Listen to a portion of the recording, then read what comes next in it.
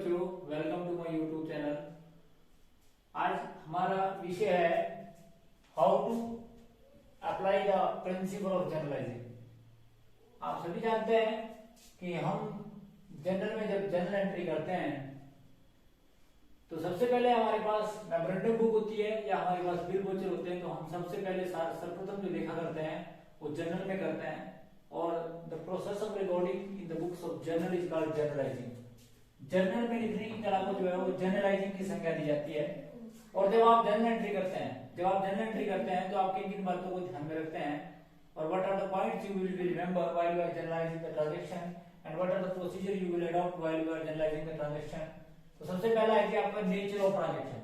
तो सबसे पहला है आपका कि nature of transaction. Firstly you will find that कि ट्रांजैक्शन का प्रकृति क्या है, नेचर क्या है। तो सबसे पहले आप लोगों ने जब भी जनरल एंट्री करनी है तो सबसे पहले इस बात का ध्यान रखना है कि वो किस नेचर का ट्रांजैक्शन है, अर्थात ट्रांजैक्शन जो है वास्तव में हो चुका है या नहीं हो चुका है, इस बात से उस बात का आपने अनुमान लगाना है। उसके बाद selection of two aspects of account. उसके बाद आपने सिलेक्शन करने हैं टू एस्पेक्ट्स ऑफ अकाउंट के कि वो टू अकाउंट्स पर जो है उसका क्या इफेक्ट पड़ता है, तो वो आपने देखना है। और उसको देखने के बाद आपका जो तीसरा कार्य है to know the types of account, कि आपने ये जानना है कि किस प्रकार के टाइप्स का अकाउंट है, क्या वो पर्सनल अकाउंट है या रियल अकाउंट है या नॉमिनल अकाउंट है। तो इस बात को आपने जानना है। तो इसको लिए हम जो है जब जनरल एंट्री करते हैं तो सबसे पहले हमें ये भी जानना भी अनिवार्य है कि वो किस प्रकार टाइप्स का अकाउंट है।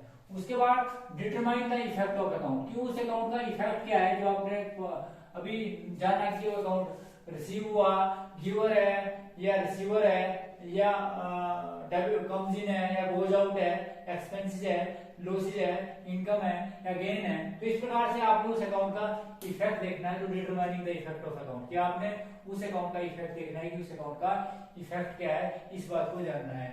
उसके बाद है एप्लीकेशन ऑफ रूल। आप सभी जानते हैं कि application of rule is very important while you are journalising the transaction. आप इसके अंदर आप अकाउंट को जो है सप्लीमेंट्री प्रिंसिपल के अनुसार, जैसे मैंने पिछले वीडियो में आपको बताया था कि अकाउंट को जो है आप जो है 5 भागों में बांटते हैं। इसमें सबसे पहला अकाउंट है आपका पर्सनल अकाउंट। पर्सनल अकाउंट का रूल है debit the receiver and credit the giver. उसके बाद दूसरा अकाउंट है रियल अकाउंट। रियल अकाउंट का रूल है debit what comes in and credit what goes out. उसके बाद आपका नॉमिनल अकाउंट। नॉमिनल अकाउंट का रूल है कि all expenses and losses are debit and income and gains are credit. फिर for cash transaction के लिए कैश का अपना रूल है कि all cash received are debit and all cash payment are credit. फिर आपकी ओपनिंग एंट्री होती है जिसमें असेट लायबिलिटी और कैपिटल के बारे में जो रूल है। तो असेट लायबिलिटी और कैपिटल का रूल है कि all assets are debit, liabilities and capital are credit. तो इस प्रकार से जब आप जनरल एंट्री करते हैं तो विशेष रूप से आप इन सिद्धांतों का जो है वो ध्यान में रखेंगे, चाहे वो पर्सनल अकाउंट है, चाहे रियल अकाउंट है, चाहे नॉमिनल अकाउंट है, चाहे असेट्स है, चाहे लायबिलिटी है, चाहे कैपिटल है, और चाहे वो कैश अकाउंट है। तो इन बातों का विशेष रूप से ध्यान रखेंगे जब आप जनरल एंट्री करेंगे। उसके बाद अब बात आती है कि पॉइंट टू बी रिमेंबर, कि what are the point to be remember in the procedure of journalising, कि जब आप जनरल एंट्री करते हैं तो आप कौन कौन से पॉइंट्स को ध्यान में रखेंगे। सबसे पहले नेम ऑफ जनरल। तो आप सभी जानते हैं कि नेम ऑफ जनरल में जब भी आप कोई जनरल एंट्री बनाते हैं, तो मैंने पिछले वीडियो में फर्स्ट वीडियो के अंदर आपको बताया था कि जनरल का एक फॉर्मेट होता है जिसमें सबसे पहले आप नेम ऑफ द फर्म लिखते हैं, कि सबसे पहले आप फर्म का नाम लिखते हैं कि उस फर्म का नाम क्या है। सबसे पहले जैसे राम एंड कंपनी है तो राम एंड कंपनी की आप जनरल एंट्री बना रहे हैं। दूसरे नंबर पे आप लिखते हैं जनरल एंट्रीज जिसकी आप जनरल एंट्री बना रहे हैं वो आपका लिखना बहुत जरूरी है। फिर पहला कॉलम जो आपका वो डेट का होता है, फिर अगला कॉलम जो है वो आपका पर्टिकुलर या ट्रांजैक्शन का होता है, फिर आपका लेजर फोलियो, फिर डेबिट अमाउंट इन रुपीज और फिर क्रेडिट अमाउंट इन रुपीज। बात आती है कि ईयर को लिखने का तरीका, सबसे पहले ईयर, फिर मंथ और फिर डेट। सबसे पहले ईयर लिखी जाती है, फिर मंथ और फिर डेट। फिर उस अकाउंट को लिखा जाता है जिस अकाउंट को आपने डेबिट करना है। तो name of the account to be debited, तो उस अकाउंट को आप डेबिट करते हैं। उसके बाद name of the account to be credited, जिस अकाउंट को आप क्रेडिट कर रहे हैं उस अकाउंट का नाम। फिर उसके बाद नरेशन लिखी जाती है। जब आप नरेशन लिखेंगे तो आप किस खाते को आपने डेबिट किया और किस खाते को आपने क्रेडिट किया उसके बारे में लिखा जाएगा। फिर लेजर फोलियो कॉलम, फिर अमाउंट और फिर क्रेडिट अमाउंट इन रुपीज। तो अब बात आती है कि आप कौन कौन सी बातों को ध्यान रखते हैं। तो सबसे पहले मैंने आपको बताया कि नेम ऑफ जनरल, कि आप सबसे पहले जनरल का उस फर्म का नाम लिखेंगे जिसकी आप जनरल एंट्री बना रहे हैं। उसके बाद यूज ऑफ साइन डेबिट और क्रेडिट। जिस खाते को आप डेबिट कर रहे हैं उस खाते के आगे लेजर फोलियो से ठीक पहले डीआर शब्द का प्रयोग किया जाएगा, और जिस खाते को आप क्रेडिट कर रहे हैं उसके लिए सीआर शब्द का प्रयोग नहीं किया जाएगा, बल्कि उसके सबसे पहले जो है वो टू शब्द का प्रयोग किया जाएगा। जैसे मान लो आप जो है स्टार्टिंग बिजनेस विद कैश कर रहे हैं तो आप जर्नल एंट्री करते हैं कैश अकाउंट डेबिट। कैश के अकाउंट के आगे डेबिट शब्द लिखना जरूरी था, क्योंकि जिस खाते को आप डेबिट कर रहे हैं उस खाते के आगे डीआर शब्द लगाना जो है जरूरी है। उसके बाद जिस खाते को आप क्रेडिट कर रहे हैं, जैसे आप क्रेडिट कर रहे हैं कैपिटल अकाउंट को, तो टू कैपिटल अकाउंट लिखना जो है वो जरूरी है। कैपिटल के आगे सीआर शब्द का प्रयोग करना जो है वो अनिवार्य नहीं है। तो use of sine of debit and credit, किस प्रकार से डेबिट और क्रेडिट साइन का यूज आपने करना है। उसके बाद अगला है पर्सनल अकाउंट। इस बात का विशेष ध्यान रखें कि अगर आप पर्सनल अकाउंट बना रहे हैं, मान लो फॉर एग्जांपल आप एंट्री कर रहे हैं कि कैश रिसीव्ड फ्रॉम राम, तो आप एंट्री करेंगे cash account debit to Ram के आगे आपने अकाउंट शब्द का प्रयोग नहीं करना है, क्योंकि अगर आप राम के आगे अकाउंट शब्द का प्रयोग करना चाहें या तो आप लिखें राम से अकाउंट, अदरवाइज आप अकाउंट शब्द का प्रयोग ना करें, या फिर अकाउंट ऑफ राम। तो इस बात का विशेष ध्यान रखें आप भी, जिस अगर आप पर्सनल अकाउंट बना रहे हैं तो पर्सनल अकाउंट के आगे कभी भी अकाउंट शब्द का प्रयोग नहीं किया जाएगा। तो जिस खाते को आप क्रेडिट कर रहे हैं उस खाते के आगे जो है, अगर वह पर्सनल अकाउंट है या डेबिट कर रहे हैं और यदि वह पर्सनल अकाउंट है तो पर्सनल अकाउंट के आगे जो है अकाउंट शब्द का प्रयोग नहीं किया जाएगा। यदि इसके बारे में कोई भी वैधानिक पुष्टि नहीं की गई है, सैद्धांतिक पुष्टि नहीं की गई है, परंतु ये क्लियर बताया गया है कि पर्सनल अकाउंट के आगे कभी भी आप अकाउंट शब्द का प्रयोग नहीं करेंगे। उसके बाद नरेशन, इस बात का विशेष ध्यान रखें कि आपका नरेशन लिखना अनिवार्य है। जिस खाते को आपने डेबिट किया और जिस खाते को आपने क्रेडिट किया उसके साथ जो है नरेशन लिखना जरूरी है। नरेशन एक प्रकार का संक्षिप्त ब्यौरा होता है, यानी कि ब्रीफ डिस्क्रिप्शन होती है अबाउट द अकाउंट, कि किस खाते को आपने क्यों डेबिट किया और किस खाते को आपने क्यों क्रेडिट किया। ये क्लियर होनी चाहिए और ब्रीफ में होनी चाहिए, इस बात का विशेष ध्यान रखें। तो नरेशन लिखना भी जो है वो बहुत ज्यादा जरूरी है। उसके बाद लाइन ऑफ डिमार्केशन, आप सभी जानते हैं कि जब आप जर्नल एंट्री कर रहे हैं तो सबसे पहले आपने नेम ऑफ अकाउंट लिखा, नेम ऑफ द फर्म लिखा, फिर जर्नल एंट्री लिखी, फिर लाइन ऑफ डिमार्केशन लगाना जरूरी है। फिर आपने पहला कॉलम डेट का, फिर पर्टिकुलर या ट्रांजैक्शन का, फिर लेजर फोलियो, फिर डेबिट अमाउंट और फिर क्रेडिट अमाउंट रूपीज लिखा। फिर उसके बाद फिर लाइन ऑफ डिमार्केशन लगाना जरूरी है। फिर उसके बाद आप सभी जानते हैं कि जब आप जर्नल एंट्री करेंगे तो जिस खाते को आप डेबिट कर रहे हैं और जिस खाते को आप क्रेडिट कर रहे हैं उसको लिखा, फिर नरेशन लिखा, और उसके बाद फिर लाइन ऑफ डिमार्केशन लगाना जो है वो जरूरी है। तो इस प्रकार से लाइन ऑफ डिमार्केशन का जो डिमार्केशन है उसका प्रयोग करना भी जो है वो, यानी कि जंगल का विभाजन करना जो है वो भी अनिवार्य है। तो लाइन ऑफ डिमार्केशन लिखना जो है वो जरूरी है। तो इस बात का भी आप विशेष ध्यान रखें। उसके बाद टू राइट अमाउंट करेक्टली, इस बात का विशेष ध्यान रखें कि जिस अमाउंट को आप लिख रहे हैं उस अमाउंट को आप बिल्कुल करेक्ट लिखें। जैसे फॉर एग्जांपल आप किसी खाते के डेबिट में 10,000 लिख रहे हैं तो इस बात का विशेष ध्यान रखें, तो क्रेडिट में भी 10,000 ही लिखना अनिवार्य है। अर्थात सबसे पहले तो ये बात ध्यान रखें कि आपका अमाउंट सही होना चाहिए। यदि 10,000 है तो 10,000 लिखें, यदि 9,000 है तो 9,000 लिखेंगे, यदि 8,000 है तो 8,000 लिखें। अमाउंट जो है करेक्ट लिखना जरूरी है। साथ साथ में इस बात का भी विशेष ध्यान रखें कि जितनी राशि से एक खाते को डेबिट किया जाएगा उतनी राशि से दूसरे खाते को क्रेडिट किया जाएगा। तो इस बात का विशेष ध्यान रखें कि जिस खाते को आप डेबिट कर रहे हैं और जिस खाते को आप क्रेडिट कर रहे हैं उनका अमाउंट जो है आपस में मैच करना चाहिए। अर्थात ये डेबिट और क्रेडिट का अमाउंट जो है हमेशा बराबर होना चाहिए जब आप जर्नल एंट्री करते हैं। तो ये था जी का अमाउंट। उसके बाद है टोटलिंग।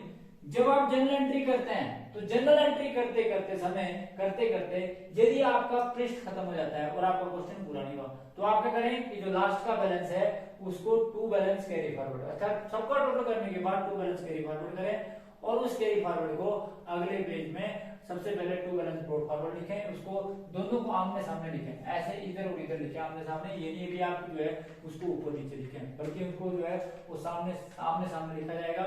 जो लास्ट पेज का क्लोजिंग बैलेंस है जिसको आप कैरी फॉरवर्ड करेंगे अगले पेज पे, उसको अगले पेज पे टू बैलेंस ब्रॉड डाउन की। मान लो फॉर एग्जांपल आपकी 10 ट्रांजैक्शन थी और आपका पेज खत्म हो गया और इसका टोटल जो है 80,000 और 80,000 है, तो अगले पिछले पेज पे आप इसका टोटल ग्रैंड टोटल नहीं करेंगे बल्कि total balance carry forward next page जो है वो 80,000 को ले जाएंगे और अगले पेज पे टू बैलेंस ब्रॉट फॉरवर्ड 80,000 आमने सामने लिखेंगे। तो इस बात का ध्यान रखिए कि टोटलिंग करना जो है अनिवार्य है। उसके बाद टोटलिंग के बारे में ये भी विशेष रूप से बताया गया है कि जब आपकी सारी जनरल एंट्री खत्म हो जाती है तो लास्ट में आप ग्रैंड टोटल करें। तो ग्रैंड टोटल करते समय आप आगे लिखें ग्रैंड टोटल और जितना उसका टोटल आया जैसे 1 लाख और 1 लाख, तो इस प्रकार से टोटलिंग करें और इस प्रकार से जो है जब आप जनरल एंट्री करते हैं तो आप जो है वो टोटलिंग का भी विशेष ध्यान रखें। उसके बाद है प्रोप्राइटर्स अकाउंट। आप सभी जानते हैं कि जिसकी आप जनरल एंट्री कर रहे हैं उसमें कभी भी उस प्रोप्राइटर का नाम नहीं लिखा जाएगा कि अगर बिजनेस का मालिक, क्योंकि सेपरेट लीगल एंटिटी कॉन्सेप्ट ये बोलता है कि owner of the business and owner are separate and distinguished from each other. For example वह बिजनेस में पैसा लगाता है तो हम उसको कैपिटल की संज्ञा देते हैं, तो इसकी जिसकी लिए हम एंट्री करते हैं cash account debit to capital account. और अगर वह बिजनेस से पैसा निकालता है प्रोप्राइटर पर्सनली उसके लिए, तो उसके लिए हम एंट्री करते हैं drawing account debit to cash. तो इस बात का ध्यान रखें कि जब भी आप जनरल एंट्री करेंगे तो जिस फर्म की आप जनरल एंट्री बना रहे हैं, क्योंकि माल खरीदने वाला और बेचने वाला प्रोप्राइटर हो सकता है परंतु उस प्रोप्राइटर का नाम उसमें कहीं भी नहीं लिखा जाएगा। मान लो प्रोप्राइटर माल को बेचता है तो एंट्री करते हैं, अगर कैश बेचता तो कैश टू सेल, अगर खरीदता तो एंट्री करते हैं कैश टू परचेज, अगर वह कोई खर्चा करता तो एंट्री करते हैं एक्सपेंसेस टू कैश, अगर वह उसको कहीं से कमीशन जिसकी इनकम रिसीव होती है तो एंट्री करते हैं कैश टू इनकम। तो इस बात का विशेष ध्यान रखें आप कि जब भी आप जनरल एंट्री करेंगे तो इस बात का आप अपने दिमाग में विशेष रूप से ध्यान रखें कि जब भी कभी आप जनरल एंट्री करेंगे तो इस बात का विशेष ध्यान रखें कि प्रोप्राइटर का नाम उसमें कभी भी नहीं लिखा जाएगा। उसके बाद है क्रेडिट परचेज एंड सेल, कि अगर आप क्रेडिट परचेज और सेल जो है करते हैं तो आप किस प्रकार से उसकी लेखा पुस्तकों में एंट्री करेंगे, या आप कैसे फाइंड आउट करें कि ये क्रेडिट की परचेज है या क्रेडिट की सेल है। तो क्रेडिट परचेज और क्रेडिट सेल की एंट्री को करते समय अगर कोई माल आपने परचेज किया और उस माल में जैसे मान लो गुड्स परचेज फ्रॉम राम, तो इसका मतलब है कि जब बंदे का नाम किसी भी माल के साथ दिया हो कि अगर आपने परचेज किया और लिखा है गुड्स परचेज फ्रॉम राम, तो इसका मतलब है क्रेडिट में परचेज। और अगर आपने क्रेडिट में माल बेचा तो जैसे गुड्स सोल्ड टू राम तो वह क्रेडिट में सेल है। इसी प्रकार से अगर आप असेट खरीदते हैं तो इस बात का विशेष ध्यान रखें तब परचेज और सेल का प्रयोग नहीं किया जाएगा। जैसे मान लो आपने मशीनरी परचेज करी तो आप एंट्री करते हैं मशीनरी टू कैश, अगर आपने कैश में खरीदा। अगर उधार में खरीदा तो मशीनरी जिससे आपने खरीदी machinery to creditor, machinery to Ram. इसी प्रकार से अगर आप मशीनरी को बेचते हैं तो एंट्री आप इस बात का ध्यान रखेंगे उसमें भी आप परचेज और सेल का यूज नहीं करेंगे, बल्कि अगर आपने मशीनरी बेची तो और अगर आपने क्रेडिट में बेची तो एंट्री करते हैं मशीनरी टू मोहन, या जिसको भी आपने मोहन टू मशीनरी जब आपने बेची। तो इस बात का ध्यान रखें कि डेटर बनेंगे उसके और डेटर हमेशा डेबिट होते हैं, तो आप एंट्री करेंगे मोहन टू सेल। और इसी प्रकार से अगर आप कैश में बेचते हैं तो एंट्री करेंगे मोहन टू सेल नहीं, बल्कि इस बात का ध्यान रखें यदि आप असेट बेचते हैं, असेट बेचते हैं, ध्यान रखना इस बात का, अगर तो आप माल बेचते हैं तब तो आप एंट्री करेंगे मोहन टू सेल और क्रेडिट में बेचते हैं, परंतु यदि आप जो है माल की बजाय मशीनरी या कोई असेट बेचते हैं तो आप एंट्री करेंगे बंदे का नाम, अगर आपने क्रेडिट में बेचा जैसे राम को बेचा तो राम टू फर्नीचर बेचा तो फर्नीचर, और अगर कैश में बेचा तो कैश टू फर्नीचर। तो इस प्रकार से लेखा पुस्तकों में इसकी एंट्री की जाएगी जो आपका क्रेडिट परचेज एंड सेल है। और उसके बाद है अंतिम जो ट्रांजैक्शन है वो आपकी जर्नलाइजिंग। तो इस बात का ध्यान रखें आप, इस बात का विशेष ध्यान रखें आप कि जब आप जर्नल एंट्री करते हैं तो अगर आपकी जर्नल एंट्री का आधा एक पेज पे और आधा दूसरे पेज पे ना करें। ध्यान रखें इस बात का कि मान लो फॉर एग्जांपल आप एंट्री कर रहे हैं और लास्ट लाइन बची आपके पास और आपने एंट्री कर दी, एक तो आपने डेबिट कर दिया और अगले खाते में आपने क्रेडिट कर दिया, तो इस प्रकार की गलती भी ना करें, क्योंकि आप सभी जानते हैं ऐसा करने से जो है वो काम जो है जनरल का काम जो है अच्छा नहीं लगता है, क्योंकि जनरल का एक अकाउंट आपने एक खाते में की पेज पे किया और दूसरा आप दूसरे पेज पे कर रहे हैं, तो ये भी जो है अच्छा नहीं लगता है। तो जब आप जनरल एंट्री करते हैं तो ये सारे पॉइंट है कि what are the points you will be remember while you are journalising the transaction. तो जब आप जर्नल एंट्री करते हैं तो आप जर्नल एंट्री करते समय जो है इन बातों को ध्यान में रखेंगे। तो इस बात का ध्यान रखें आप कि how to apply the principle of journalizing और what are the points you will be remember या what are the procedure for applying for journalizing. और जर्नल का फॉर्मेट जो है पिछले चैप्टर में भी बताया, अगर आपको डिटेल में देखना तो उसमें भी देख सकते हैं। रूल और रेगुलेशंस के बारे में भी जो एप्लीकेशन रूल्स थे उसके बारे में भी पिछले वीडियो के अंदर जो बड़ा डिटेल में बताया था। तो अगर आपको आपने वो वीडियो ध्यान से देखी होगी तो आपको ये वीडियो भी समझ आएगी। तो इस बात का विशेष ध्यान रखें कि ये सारे पॉइंट जो जब आप जर्नल एंट्री करते हैं तो ये always be in your mind, क्योंकि अब जो हमारा अगला टॉपिक होगा वो प्रैक्टिकल पोर्शन का होगा। तो क्योंकि प्रैक्टिकल करने से पहले इस बात का विशेष ध्यान रखें, क्योंकि मेरा ये मानना है कि जो व्यक्ति जिसको जर्नल एंट्री आती है वो लगभग जो है वो 50% से ज्यादा जो है अकाउंटेंट माना जाता है। तो जर्नल एंट्री करते समय आपको ये सारी बातें ध्यान रखनी पड़ेगी, और थ्योरेटिकल पोर्शन यदि आपके दिमाग में है तो प्रैक्टिकल इंप्लीमेंटेशन करने में या प्रैक्टिकल नॉलेज में आपको उसमें किसी प्रकार की समस्याओं का सामना नहीं करना पड़ता। तो ये था आज का हमारा video. Thanks for watching the video. Please like and subscribe my channel for next notification.